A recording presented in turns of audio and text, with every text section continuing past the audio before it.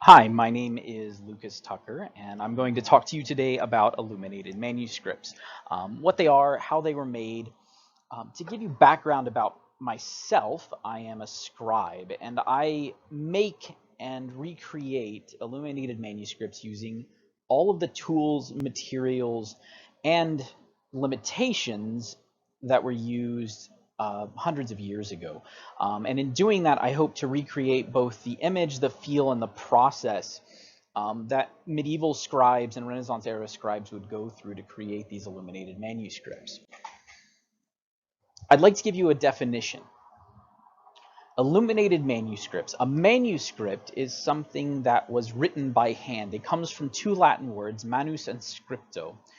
Manus meaning hand and scripto meaning I write, or it's one of the words for write. There's actually several of them. These handwritten objects are considered illuminated typically because of the polished gold leaf that is incorporated into their pages. So the gold leaf causes these manuscripts to shine and reflect light, and that's what causes them to have the name illuminated. Strictly speaking, for a manuscript to be an illuminated manuscript, it's supposed to be gilded and has gold on it, which allows it to reflect that light. But generally, historic manuscripts that have illustrations that augment the text and add additional light to the text can be considered illuminated, and we tend to just lump them all together and call them all illuminated manuscripts. In my opinion, illuminated manuscripts give us something else. They help to illuminate the text by giving us artwork that helps those who aren't as good at reading to understand the text that's going on. These are the original picture books. So illuminated manuscripts, you start with a skin to write on. So parchment is made by liming skins, and these skins are typically calf or goat or sheep skin.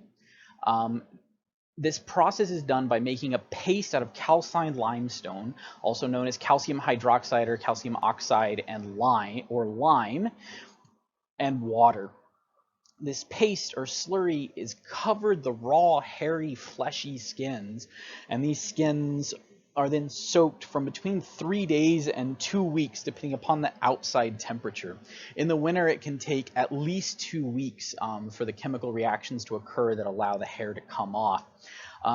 If you work in a desert climate in the summer, if you leave them for a week, they can be completely rotten. So 3 days is about all that takes. These skins are then pulled out, and the flesh and the fats are all removed, and the hair just falls right off. These then get stretched on a wooden frame. You can see the image on the left shows a Renaissance era depiction of a parchment maker working a skin on a frame. Uses a curved knife to scrape and scrape and scrape and scrape and scrape and scrape the skin to thin it down. Now, this happens because you can't just slice off layers really well, because if you do, you risk cutting holes into it, and once you've cut holes into the parchment's not good for a whole lot. And so we scrape it to thin it and thin it and thin it, and then you'd go to pumice stones or sand and a board, and that is then further refined, and the texture on the skin is no longer stringy, but it becomes finer and finer and like a very, very fine velvet. This is then given to the scribe, and the scribe receives the skin from there, and it will then further get processed with gum sandrach and sometimes cuttlebone, depending upon which side you're working on. The hair side tends to need a little bit of roughing up, and the flesh side tends to need to be sealed a little bit better. And so depending upon which side you're working on as to what you work with. Ink has to be made. So now we have something to write on, but we need something to write with. And ink is typically made using 3 different things: a thickener, iron, a source of tannins, and of course water. There's actually several recipes for ink, and they all tend to have this in common from the Middle Ages through the Renaissance, and actually even into the 18th century, 19th century. This is still the main ink recipe. The best sources for a thickener is gum arabic. The best source of iron salts are copperas or green vitriol. This image on the left is actually of a very, very nice, very pure crystal of that green vitriol. And the source of tannins is actually the best source is the Turkish or Aleppo oak gall, which is what the image is on the right. And the oak galls are formed when a wasp lays its eggs in the oak tree, and that oak tree then grows a protective gall around that area. The wasp eventually leaves that nut, and then we take them. And the reason they're so wonderful is because, in particular, the Aleppo galls can have between 80 and 95% tannin content. And that allows us to have a very, very pure form of those tannins without a lot of other things contaminating it. So the iron and the tannin actually react together to make the black pigment that you see in the ink. And the wonderful thing about this pigment is that it reacts with air, and so when you're writing and drawing, it actually becomes darker as it dries and reacts with the air. It's this ink that determines how long these manuscripts stay around. So there are some manuscripts that are hundreds and hundreds of years old, and they're still very, very black lettering, very dark, very crisp, with very intact parchment. There are others that are much younger that have holes eating through the parchment. And this has to do with contamination in the ink. It also has to do with bad ratios of these two ingredients. The thickener, its main role is to thicken the ink, right? So, I mean, the ink's too thin, it flows too fast. If it's thicker, it does what we want. The beautiful thing about gum arabic is that it's a very stable thickener, and it holds its form in liquid for a long time. Things like sugars and honey, although they can thicken inks, they're very susceptible to rot and can contaminate the ink that way. Once we have ink to write with, we need a quill. And so quills have to be hardened, and those quills are usually hardened. My favorite way is by soaking them overnight in water and then plunging them into hot sand, about 300 to 325 degrees. They've also historically been hardened by just plunging them straight into hot sand. This works well with really fresh feathers. It's just hard to get fresh feathers unless you have your own geese.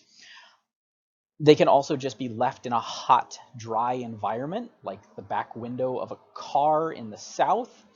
They didn't have a lot of cars in the Middle Ages, so this wasn't a usual option that was chosen.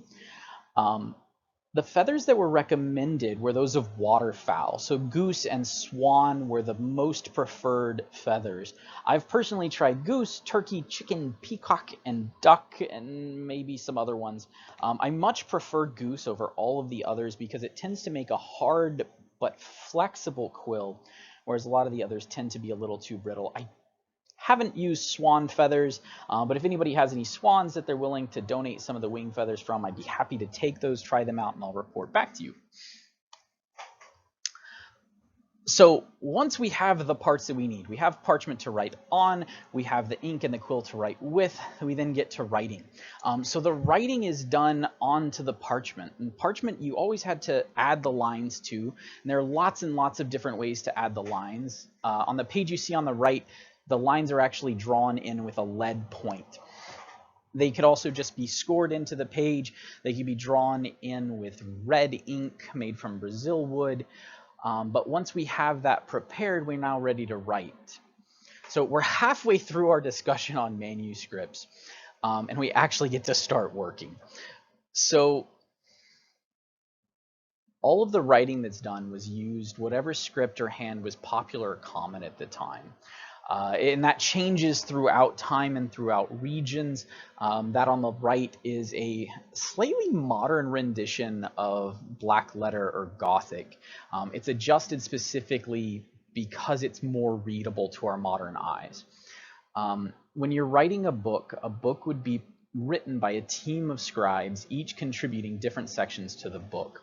There are examples, and there are actually numerous examples, of books being entirely written by one scribe.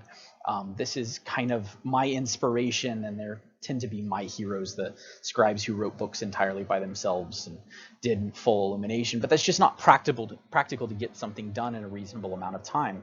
For example, for me to write, if I were to work 40 hours a week, full-time, just to get the text done on a Bible, it would take me between 7 and 10 years.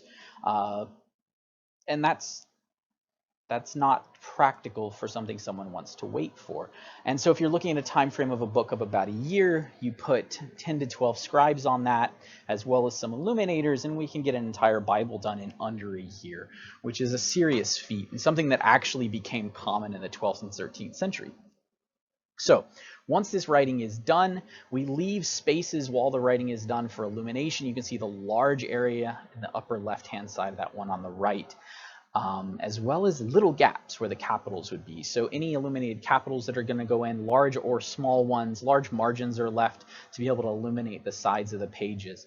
The image on the left is actually a period image. Is actually a fairly well-known scribe being depicted in this by the illuminator. And you can see his desk, and you can see the lectern that goes above his desk that holds the book he's copying from for the pages he's working on.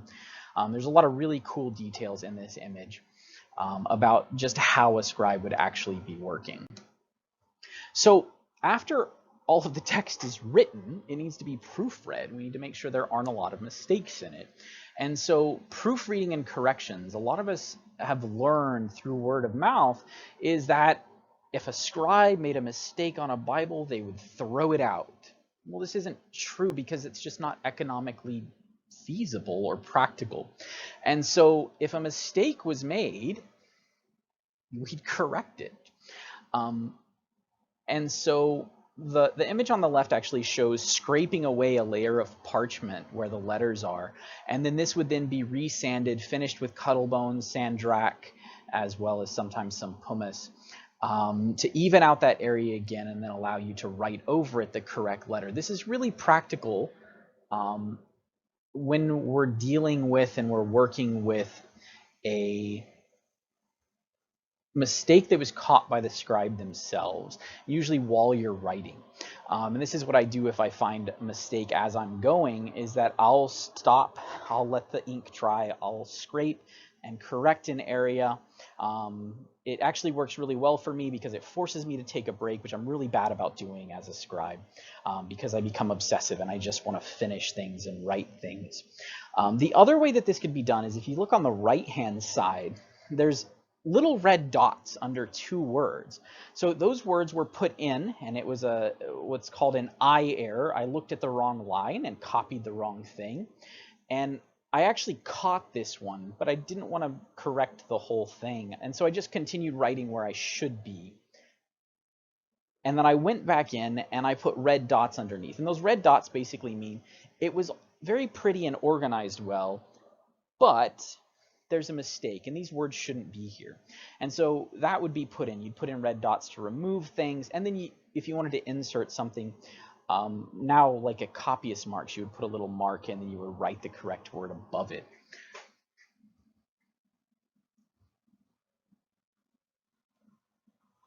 So after all the corrections are done, after the text is complete and intact, we then go in and fill those spaces that were left. Sketching and drawing would typically be done with a lead point, with a stylus made from lead and tin. There's actually recipes for this in some art books. So it would then be, once all of that sketching is done, it would be overdrawn with ink to make it more permanent. Type and color of ink depended kind of on region, depended upon time period, depended upon preference, but the waterproof nature of the iron gall ink makes it a very ideal ink to do this underdrawing, because then when we go to paint on it, it doesn't bleed into what we've drawn. And so sometimes it would be diluted so that it wasn't as dark, but it still makes a great ink for underdrawing. After all the drawing is done, after everything is in place, we then go on to gilding.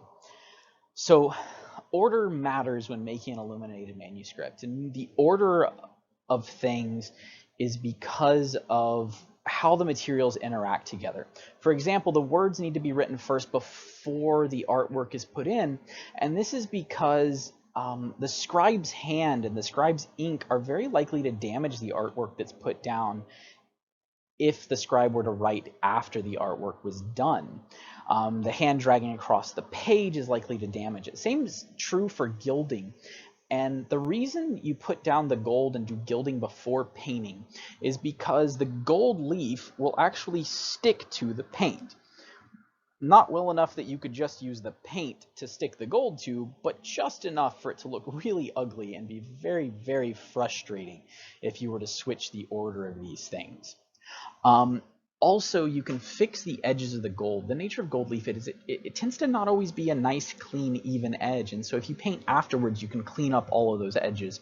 And it has a lot to do with just the way things are. So gilding works like this. You lay down the glue or size. Typically this was gesso. There were a few other options. There was gum ammoniac, there was garlic juice, numerous other things that would actually stick gold to them.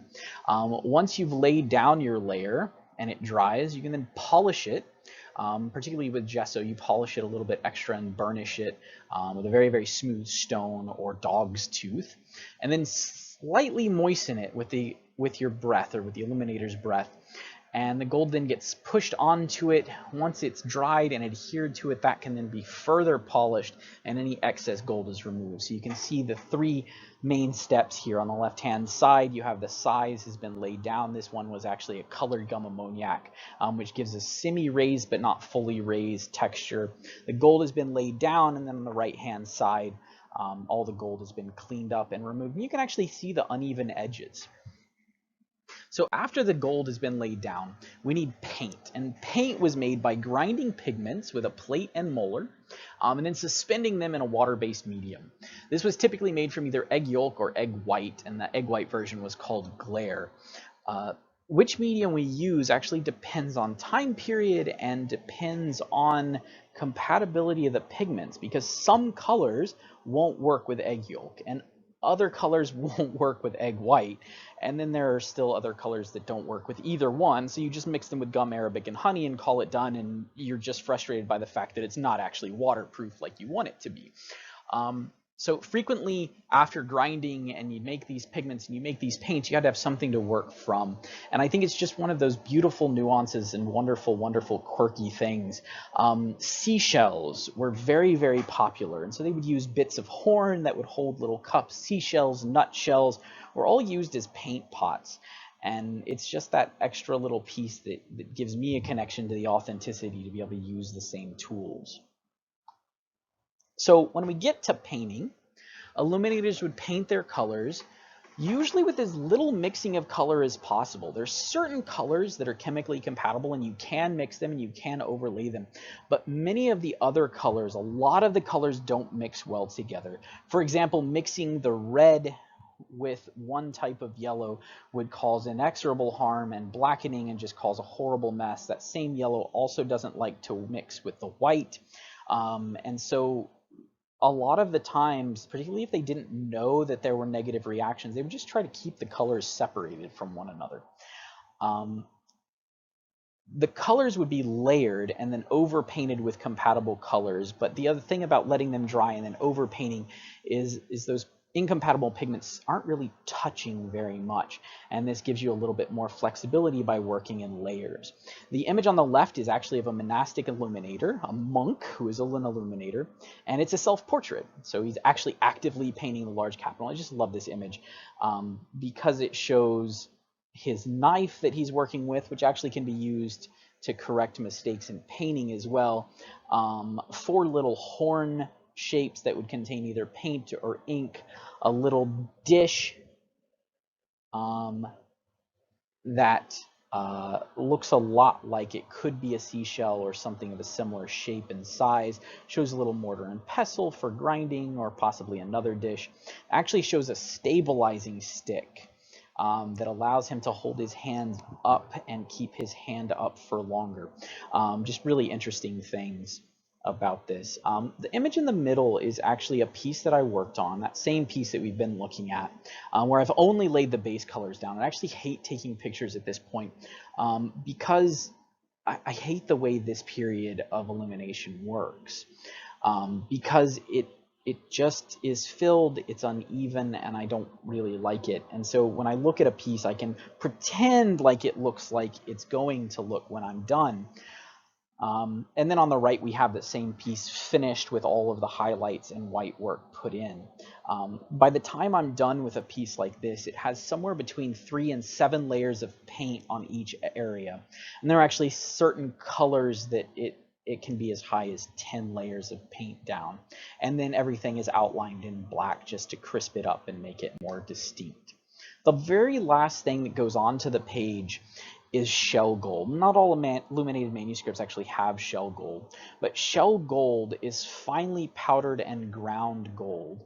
And this is powdered by mixing and grinding it into honey or gum arabic, and then that gold gets washed to remove all of the gum arabic and honey. So what we end up with is very, very finely powdered gold that can then be painted onto a surface in very, very fine details. And these details can then be polished, which actually allows us to merge those gold particles back together to form an even thin layer of gold, which shines and glows in the light. It was used really frequently to give rays of light and to add fine details to areas. The final step in producing an illuminated manuscript, now that we've gone through all the work on the page, is actually the binding, which is a completely separate topic of itself. These images are actually a binding style called Carolingian binding, but what all the binding styles in the Middle Ages and Renaissance had in common was they were all bound on hardwood boards, and those boards, the pages and gatherings of pages were stitched together onto those boards, and then those boards were typically covered in some sort of leather. And this style in particular is a Carolingian binding on oak boards that's then wrapped in leather and held closed with straps and brass hardware. And what this does is the hardware is actually one of the most important parts of bindings from this time period, because the hardware keeps the book closed, because parchment, when it changes humidity, likes to buckle and curl. It really doesn't want to be flat. And so the clasps and the hardware actually hold it flat, keep those pages flat, and keep it from coming apart. At this time, I'd like to take questions.